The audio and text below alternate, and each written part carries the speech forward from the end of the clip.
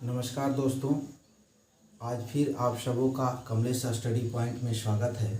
आज हम लोग जो है बायोलॉजी का चैप्टर सेल पढ़ेंगे। सेल की चर्चा जो है हम लोग करेंगे। आज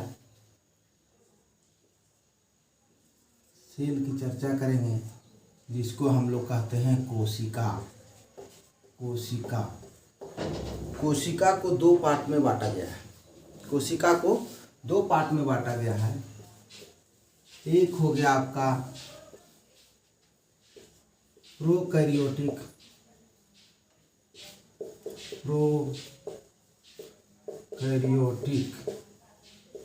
और दूसरा है यूकैरियोटिक।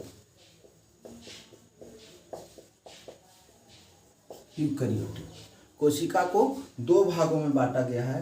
पहला है आपका प्रोकैरियोटिक, ठीक है, और दूसरा है यूकैरियोटिक, ठीक है। प्रोकैरियोटिक और यूकैरियोटिक क्या है देखिए।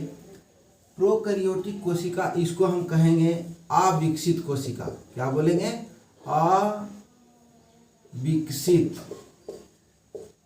अविकसित कोशिका। और इसको हम कहेंगे विकसित कोशिका। विकसित कोशिका। ऐसा क्यों बोलते हैं? इसलिए कि इसमें जो है ये जो देख रहे हैं अविकसित कोशिका, ये आकार में बहुत छोटा होता है। आकार में बहुत छोटा होता है। जैसे हम लोग देखें कोरोना वायरस। कोरोना वायरस क्या है? आकार में बहुत ही छोटा है, एकदम उसको आप नंगी आंखों से नहीं देख सकते हैं, ठीक है। तो आकार में जो है बहुत ही छोटा होता है। और ये जो है आकार में क्या होता है? बड़ा होता है, जिसे हम अपनी नंगी आंखों से भी देख सकते हैं। नंगी आंखों से भी देख सकते हैं। अब देखिए यहाँ पर ये छोटा होता है। ये जो है एक तरह से कह सकते हैं कि माइक्रो होता है। ये क्या होता है? माइक्रो होता है। माइक्रो।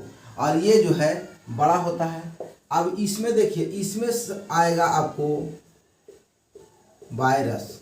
वायरस में जैसे हम लोग देख चुके कोरोना वायरस, ठीक है। और ये जो है इसमें आएगा, ये हो जाएगा मानव, यानी कह दीजिए एनिमल, जंतु।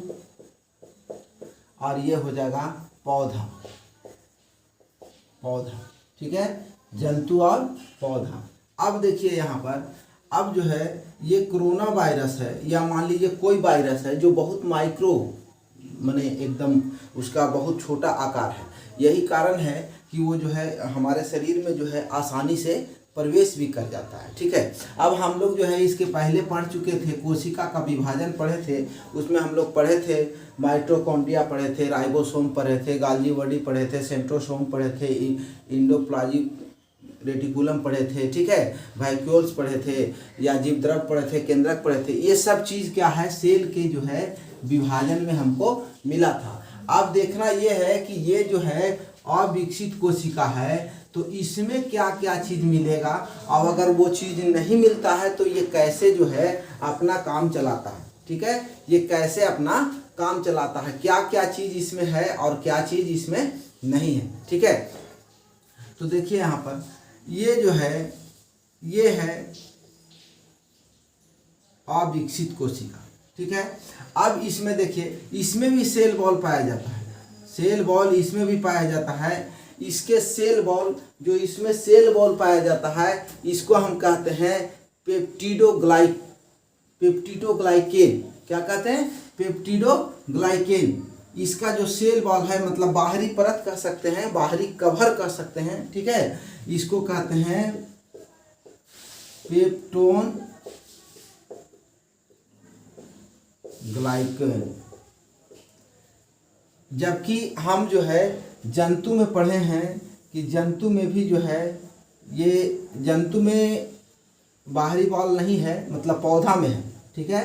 बाहरी भित्ति, कोशिका भित्ति किस में है? पौधा में है। हम लोग का कोशिका भित्ति क्या है? हम लोग का कोशिका भित्ति है ये कपड़ा। ये कपड़ा जो पहने हुए हैं ये सेल्यूलोज का है, ठीक है। और ये जो है कोशिका भित्ति का काम, मतलब हम लोग का बाहरी सुरक्षा क्या है? हम लोग कपड़ा पहन करके कर लेते हैं। लेकिन पौधा क्या करेगा बाहरी सुरक्षा भाई? वो कैसे करेगा? तो उसके लिए जो है सेल वॉल होता है। उसके लिए क्या होता है, सेल वॉल होता है, यानी कोशिका भित्ति होता है। जो कोशिका भित्ति क्या है, सेल वॉल मतलब कोशिका, ये क्या बोलते हैं, ग्लूकोज की बनी होती है, ठीक है, सेलुलोज की बनी होती है, ठीक है, सेलुलोज की बनी होती है। जबकि इसका बाहरी परत जो है ये पेप्टोन ग्लाइकोन का बना रहता है, ठीक है। इसमें देखे होंगे इसका जो है एक और आकार है जो बाहर में देखे हैं ऐसे ऐसे नुकीला टाइप का है, ये ऐसे नुकीला टाइप का है। यही जो है, यही नुकीला टाइप जो है, इसी से जो है वो आसानी से जो है हमारे जो है श्वास नली के अंदर से जो है चला जाता है फेफड़ा में। श्वास नली के जो अगर ये पेट में तो ये जाएगा नहीं, क्योंकि इसलिए पेट में नहीं जाएगा कि पेट में अगर ये जाता कोरोना वायरस ना, तब तो इसका खात्मा हो जाता, क्योंकि पेट में जो है बैठे हुए हैं दरबारी, एक दरबार बैठे हुए हैं पेट में, वो क्या है, हाइड्रोक्लोरिक एसिड। हाइड्रोक्लोरिक एसिड जैसे ही हम लोग मुंह से कुछ भी खाते हैं पेट में जाता है तो सबसे पहले हाइड्रोक्लोरिक एसिड उसकी स्वागत करते हैं, यानी उसको पूरा नहला देता है।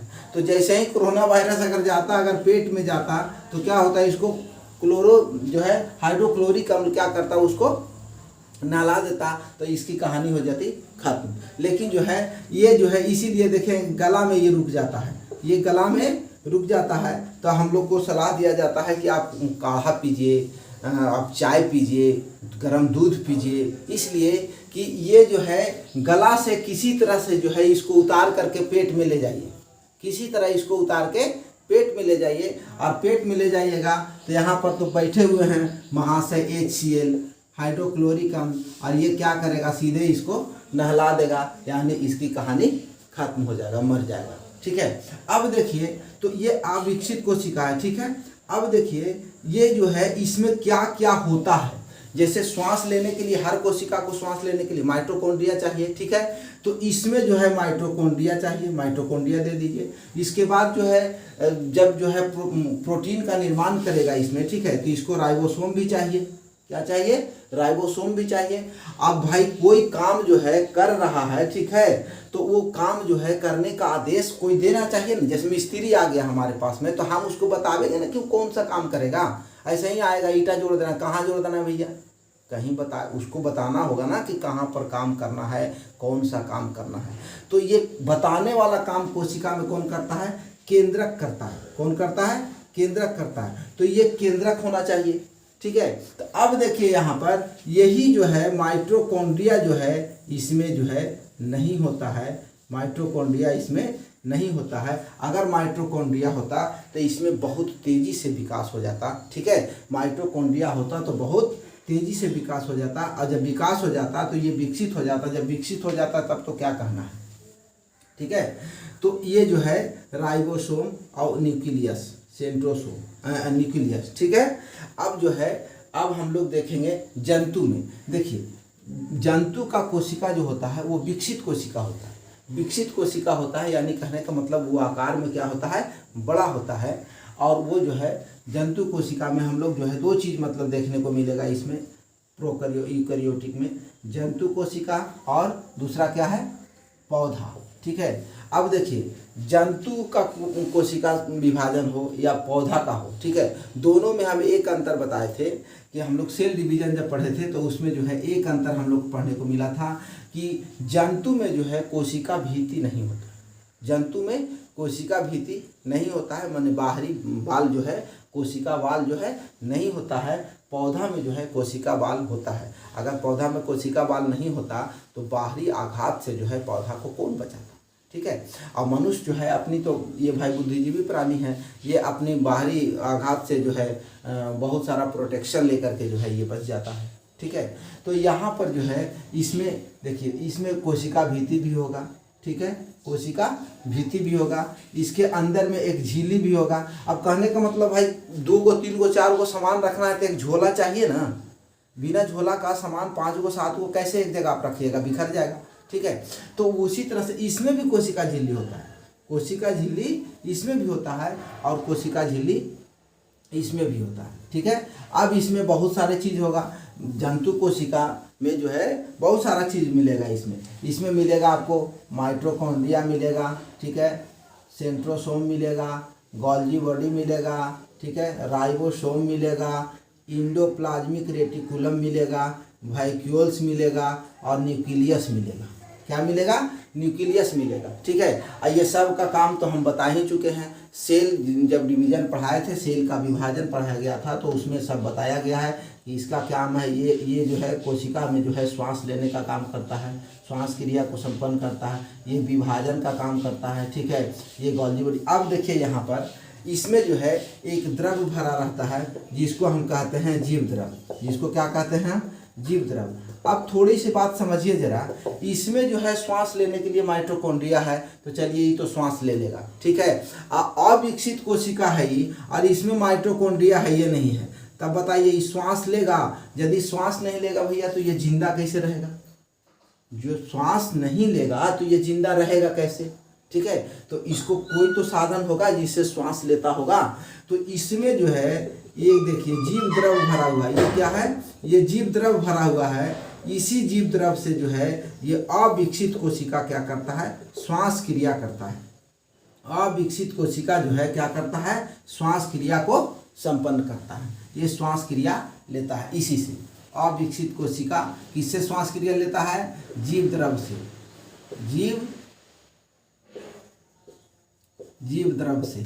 जबकि इसमें क्या है, इसमें कौन लेता है, किससे सांस लेता है, माइटोकॉन्ड्रिया से लेता है। किससे लेता है, माइटोकॉन्ड्रिया से लेता है। ठीक है, तो इसमें जो है आप देखिए अभी सब, अब यहाँ पर देखिए, अब कहते हैं कि जैसे कोरोना वायरस जो है बहुत तेज़ी से जो है मतलब ज़्यादा संख्या बना ले रहा है। जैसे ही शरीर में जा रहा है, एक कोरोना वायरस जा रहा है और बहुत सारा लाखों कोरोना वायरस बन जा रहा है, जिसके कारण जो है हमारे बॉडी के अंदर जो है जो भी गोल्जी बॉडी या फिर सेंट्रोसोम या जो भी कोशिका है, उस कोशिका को क्या कर रहा है, ग्रसित कर रहा है। ये कर कैसे रहा है, तो देखिए ये जो है ये सेंट्रोसोम क्या है, ये सेंट्रोसोम एक तरह से कह सकते हैं कि फोटोकॉपी मशीन है।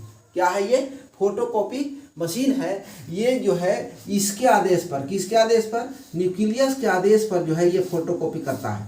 न्यूक्लियस के आदेश पर क्या करता है, ये फोटोकॉपी करता है। अब देखिए यहाँ पर कि ये जो है इसका तो काम है भैया फोटोकॉपी करना, इसको नहीं पता है कि किसका फोटोकॉपी करना है। जैसे ही न्यूक्लियस बता दिया कि भैया फलना चीज़ का फोटोकॉपी कर दो, तो वो धड़ाधड़ फोटोकॉपी निकालना शुरू कर दिया। ठीक है, तो अब देखिए यही जो है ये कोरोना वायरस कैसे होता है, ये जो है चला गया सेंट्रोसोम के पास। ठीक है, ये सेंट्रोसोम से आकर के चिपक जाता है, सेंट्रोसोम से आकर चिपक जाता है, और ये न्यूक्लियस से कहता है कि हम ही ओरिजिनल सेंट्रोसोम है, हम ही ओरिजिनल सेंट्रोसोम है। ठीक है, अब देखिए ये न्यूक्लियस को नहीं पता, ये आदेश दे देता है कि ठीक है फोटोकॉपी करो। अब बताइए ये अगर ओरिजिनल सेंट्रोसोम फोटोकॉपी करेगा तो ये तो बनाएगा ये सब बनाएगा नहीं, अपनी कोशिका बनाएगा। लेकिन ये कोरोना वायरस जब इसके आकर के सट गया, ठीक है, तो अब ये केंद्रक तो इसको आदेश दे दिया कि भैया फोटोकॉपी करो। अब ये क्या किया कि धड़ाधड़ जो है कोरोना वायरस का फोटोकॉपी कर दिया। मतलब सबसे ज़्यादा जनरेट किसको कर दिया, कोरोना वायरस को जनरेट कर दिया। अब बताइए शरीर में एक कोरोना वायरस गया और यहाँ पर जो है अंदर में जाकर के सेंट्रोसोम जो है बहुत सारा कोरोना वायरस को अपने जैसा बना दिया। तो अब बताइए ये शरीर को क्या करेगा, डैमेज करेगा, शरीर को डैमेज करेगा। यही जो है मार देता है, क्या करता है, अपनी कोशिका को मार दिया और सब जगह पर ये हो गया। तब श्वास लेने में क्या होता है, दिक्कत होता है, और श्वास लेने में दिक्कत होने का वजह है कि इंसान का मौत हो जाता है, इंसान का मौत हो जाता है। तो अब देखिए यही जो है इसी प्रोटेक्शन को, इसी को पहले ख़त्म किया। ये जो देखते हैं सींग जैसा है वो निकला रहता है कोरोना वायरस का फिगर में, ठीक है, यही जो है यही इसके लिए जाने का रास्ता मतलब मार्ग यही है। इसी के माध्यम से जो है ये शरीर में प्रवेश कर जाता है आसानी से। ठीक है, तो अब देखिए ये न्यूक्लियस इसमें भी है, ठीक है, ये न्यूक्लियस इसमें भी है, लेकिन इसमें भी है न्यूक्लियस, ठीक है। तो ये आदेश दे रहा है, लेकिन यहाँ पर बताइए कि ये इसके पास बहुत सारी चीज़ है, नहीं है, वैक्यूल्स नहीं है, गाल्जी बॉडी नहीं है, ठीक है। तो यहाँ पर जो है अगर अब जैसे कहने का मतलब है कि शरीर में कहीं पर मान लीजिए चोट लग गया, ठीक है, मान लीजिए मांस में कहीं पर चोट लग गया, तो मांस में जब चोट लग गया तो ये केंद्रक क्या करेगा, ये केंद्रक जो है यहाँ पर मांस बनाने के लिए आदेश देगा ना, कि हड्डी बनाने के लिए आदेश दे देगा।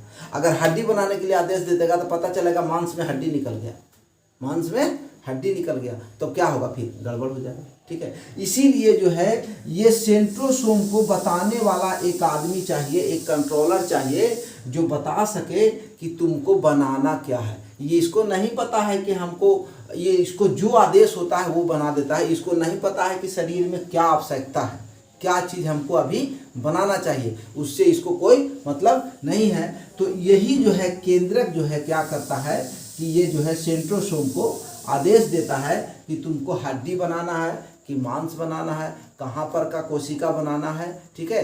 तो इसी अब ये सबसे, अब इसमें क्वेश्चन पूछता है कि ये जो है सेंट्रोसोम मतलब कोशिका विभाजन सबसे ज़्यादा कहाँ होता है, तो लीवर में होता है। सबसे कम कहाँ होता है, तो ब्रेन में होता है। सबसे कम कहाँ होता है, तो ब्रेन में होता है, ठीक है। यही जो है सेंट्रोसोम जो है की वजह से जो है लीवर में अगर कोई भी डिफेक्ट होता है तो वो जो है अपने आप स्वतः जल्दी ठीक हो जाता है, ठीक है।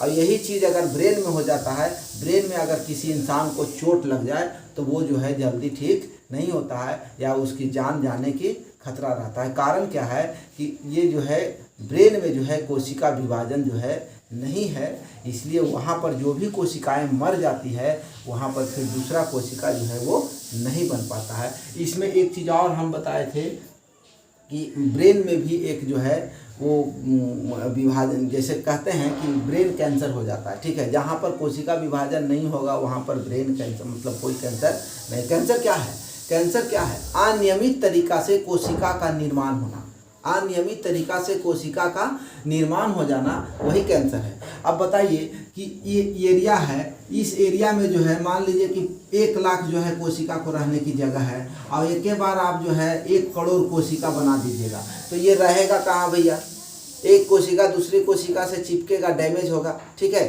तो यही जो है कैंसर है, कैंसर कोई दूसरा चीज़ नहीं है, ठीक है। तो ये जो है माने अनियमित तरीका से कोशिका का निर्माण हो जाना ही जो है कैंसर का रूप है, कैंसर का रूप है। तो कोशिका जो है हम लोग पढ़े कि 2 भाग में है, ठीक है, विकसित और अविकसित, ठीक है। विकसित कोशिका में हम लोग जंतु और पौधा पढ़ेंगे, ठीक है। अब जो है हम इससे क्वेश्चन कुछ पूछता है कि कोशिका भित्ति जो है किसकी बनी होती है, सेलुलोज की। कपड़ा किसका बना होता है, सेलुलोज का। नोट किसका बना होता है, सेलुलोज का, ठीक है। अब कहेगा ये कोशिका झिल्ली किसकी बनी होती है, ठीक है, तो प्रोटीन की, ठीक है, प्रोटीन की, किसकी, प्रोटीन की। ये जो है अविकसित वायरस है, अविकसित जो है मतलब माइक्रो जो है वायरस को जो है उसके बाहरी किनारा किसका बना रहता है, पेप्टोन ग्लाइकोन का, पेप्टोन ग्लाइकोन का, जिसको हम लोग कोशिका भित्ति कहते हैं, जिसको क्या कहते हैं हम, कोशिका भित्ति कहते हैं, ठीक है। तो आज इतना ही, अगले सेशन में फिर हम लोग जो है एक बढ़िया सा टॉपिक लेकर के आएंगे। जय हिंद।